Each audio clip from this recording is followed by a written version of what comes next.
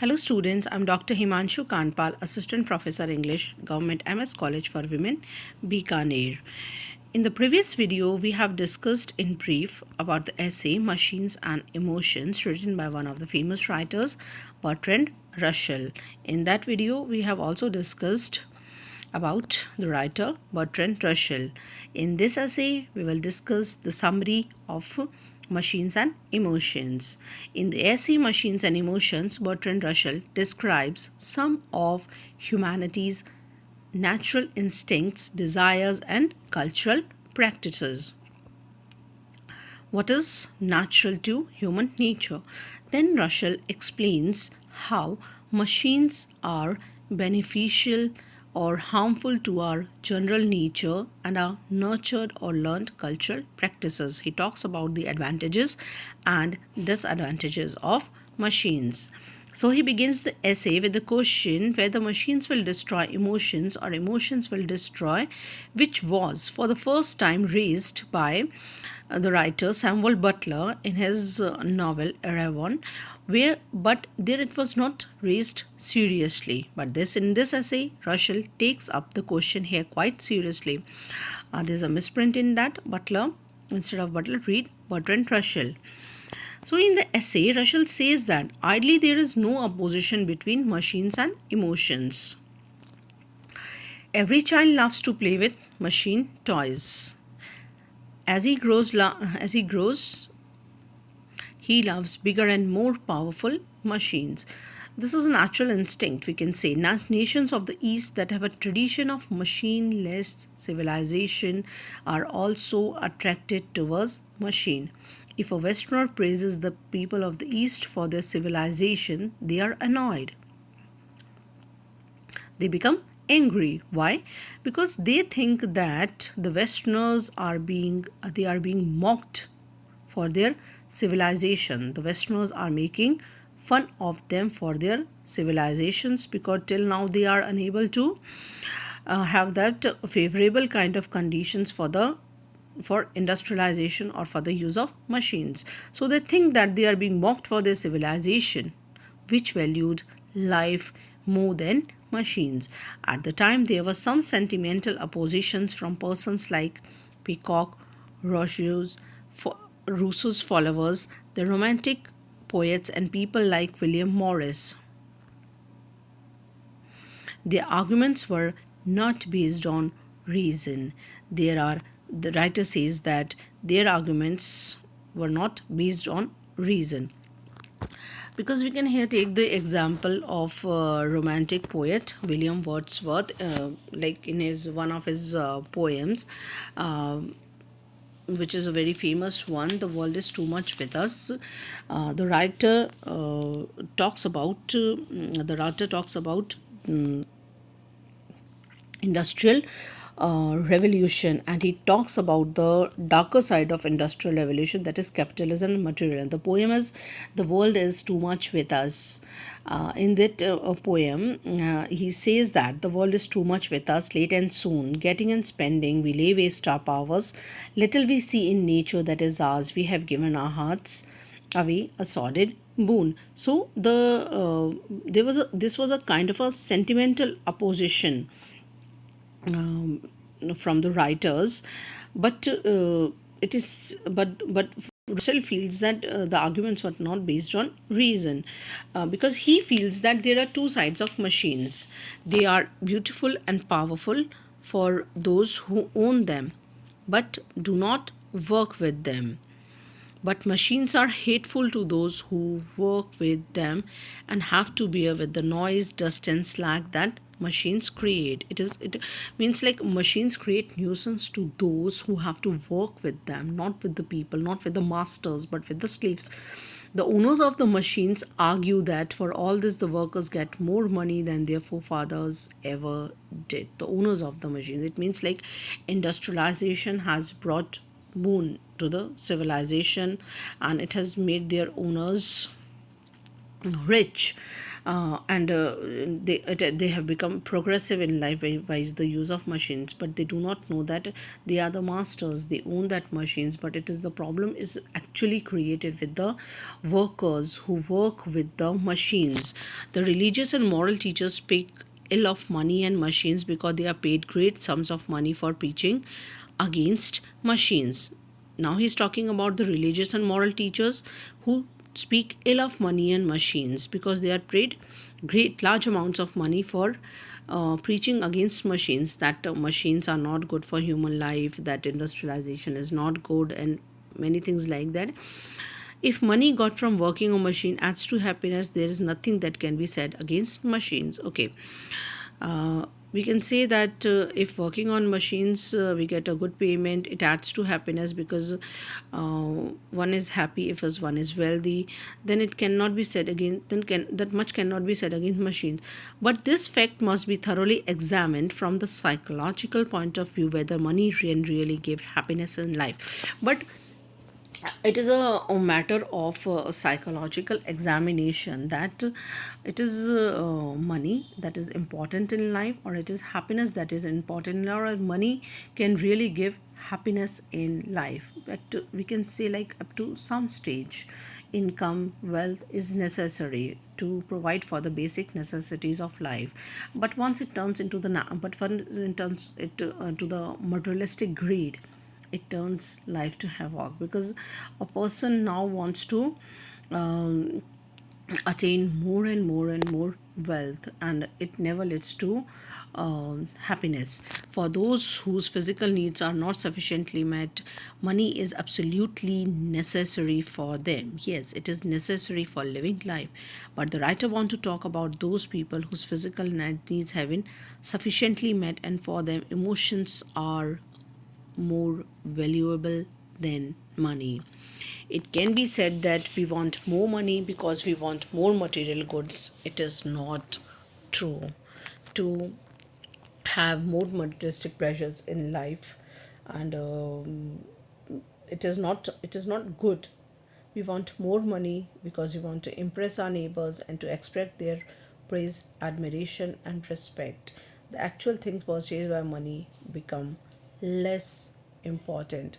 A millionaire may not be interested in paintings, but he buys them so that people admire him for having so much money, and that gives him satisfaction. Everyone has its own viewpoints. It means, like, one is satisfied. One If one is satisfied in life and he uh, uh, purchases more, he have more materialistic things in life, and people admire him for that, that gives him satisfaction. That is point of view. But in all that, human values are lost, love towards humanity is lost. There have been many societies where talent is valued more than money, and there are several examples of them. But this happens only when the physical needs of the people have been met and satisfied. The writer feels that the physical needs of the people, if the physical needs of the people met and satisfied, then they value then they value more than then they value the talent more than money. Such people usually work for respect and admiration and not for money so much. It depends upon the mentality of the person. We can say that human nature is competitive. They like to get involve themselves in competition, and through that they want to get success. Suppose it is decided by law that all the people will have the same amount of money, neither less nor more, there would be no happiness in collecting more money. The pleasure that is derived from money is in proportion to the pain or jealousy it causes to others. If there is no competitiveness in earning more money, people will turn to other ways of being important and superior to others. It suggests that the basic human nature is for competitiveness and not for money. Increase in income is just if it is for reducing poverty, but unjust if it is for material prosperity. Material prosperity is not necessary in life, but uh, increase in income is necessary for reducing poverty, to provide for the basic need of man. but in competition everyone forgets this. It means like human emotions are more concentrated on having more money and being more competitive and earning more money to show off, not to satisfy the basic needs of life. The writer feels that poverty can be reduced in other ways also. In France, for example, there is no increase in population, hence, there was no increase in property. One of the things that writer suggests is that it is the need of the time to control the population so that poverty people do not starve and poverty can be decreased. On the other hand, there has been an increase in property poverty where there was enough machinery, as in America or 19th century England or pre-war Germany and in present day Japan. The problem behind is that except for the prevention of poverty and destitution, an increase in wealth for its own sake cannot be the source of happiness in life. What happens in some of the countries, the wealthy becomes the person the wealthy becomes more wealthy and the poor becomes poorer. Thus it becomes the society of haves and haves not.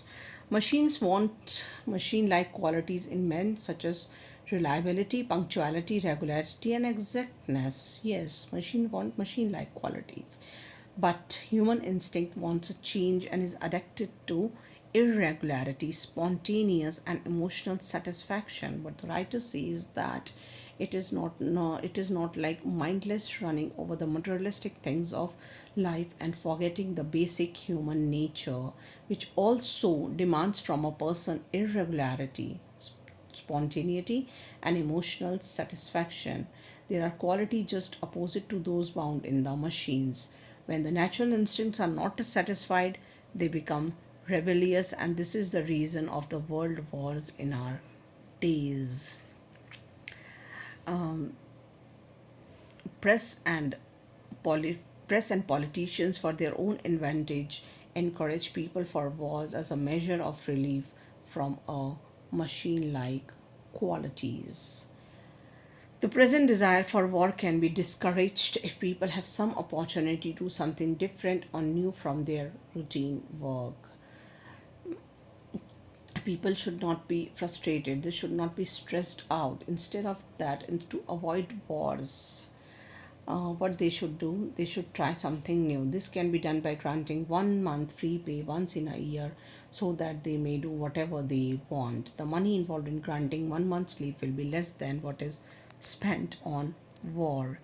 The more happy will be the civilization if they do not involve themselves in wars. Instead of, they should be involved in more of the productive works. It will not be more than that what is involved in war.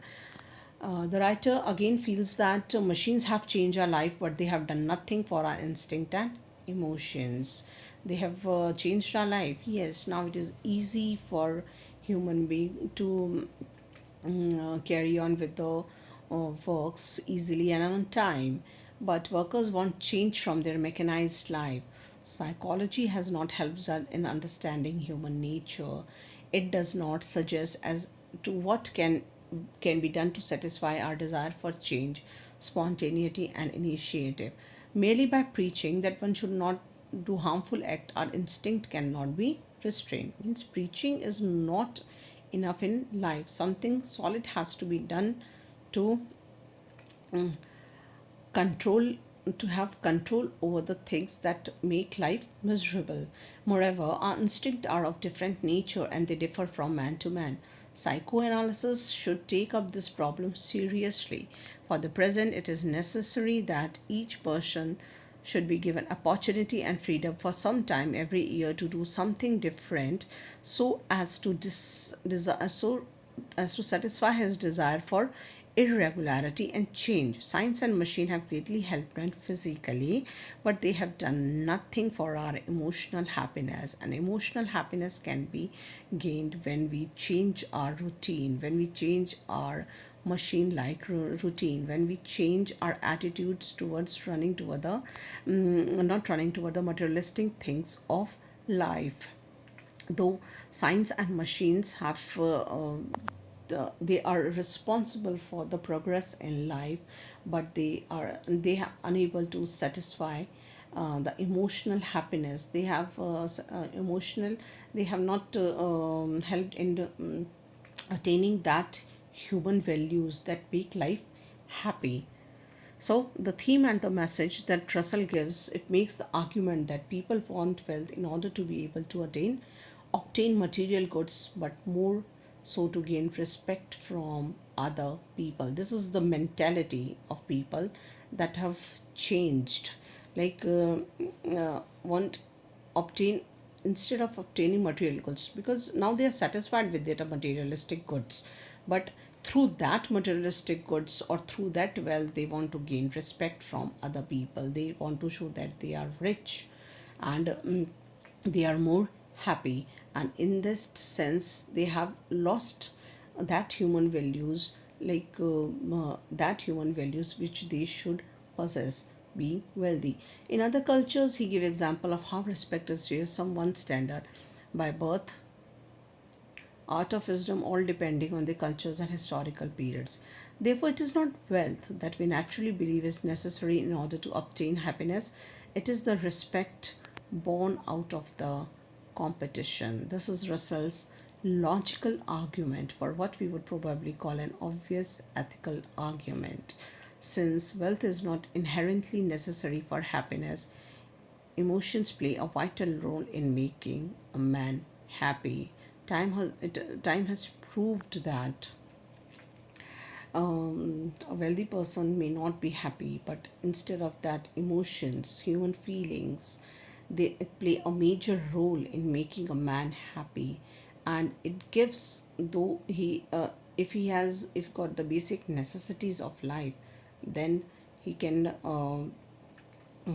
then he is able to identify with other men also, can understand what is happiness and how he can relate to humanity at large. It is a man's instinct to excel others that forces him to earn money. It is a natural instinct in man, we can say, that forces him, that coaches him to earn more money and purchase good to impress his neighbors.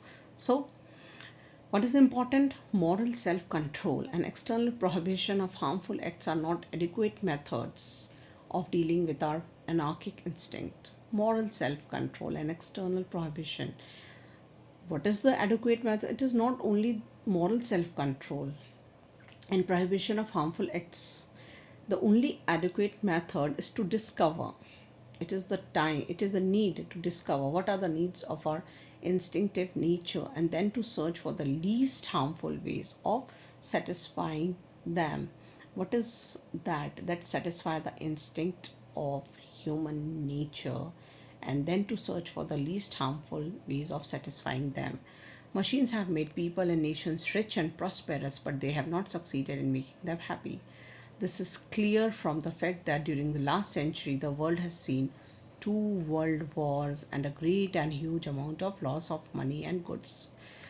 This is very clear that writer is not at all in favor of wars. He feels that machines are responsible for bringing wars, and what happens in war?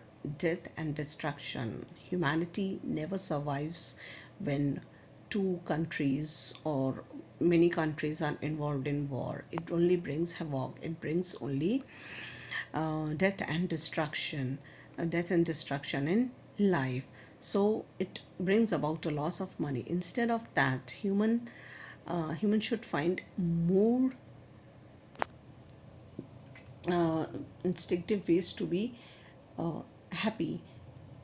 They should go for no war policy. Such wastage is inexcusable. What the world needs most is not the physical comforts but happiness.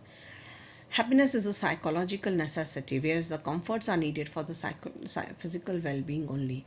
During the 19th century, machines are invented by the West, but they did not attract the attention of Asia and East. The East had a cultural heritage which was against the physical comforts and emphasized the necessity of psychological satisfaction. But such is the attraction of machines that people of the East also feel jealous of the West because of its machine culture. The machines have made the life of the people psychologically miserable. No doubt, because of machines, people today earn more than their fathers and grandfathers did. But on the other hand, there are many workers who work on machines regularly and they have to live with dirt and dust that machines create.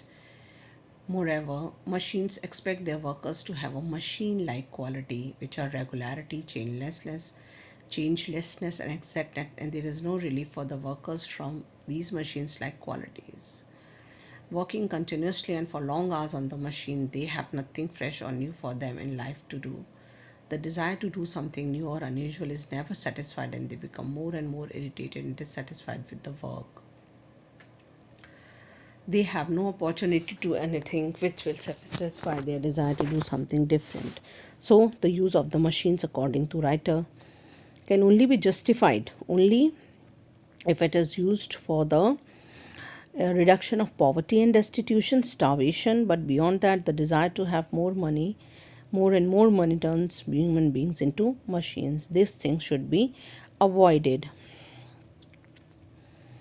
The human beings are not machines. They require change in life. They require something fresh to do. The writer is of the opinion that if the world is to be saved from the fear of world wars, the workers must be provided with opportunities to do something different so they may have emotional satisfaction. As a solution, the writer suggests that each worker should be given at least 1 month's leave or full pay to do whatever he likes. So the writer says that some people may object to the idea on the ground that will involve a lot of money. To this, the writer says that though the money involved is immense, but it cannot be as much that as is spent on world war. It should be the money should be used for more productive purposes to increase to give that emotional satisfaction to the people instead of investing in wars. So the use of machines can be justified only for reducing poverty and destitution and not for making only some people very rich and others unhappy and emotionally starved. This is the summary of the essay Machines and Emotions. I hope you like the video. Share, like and subscribe. Thank you.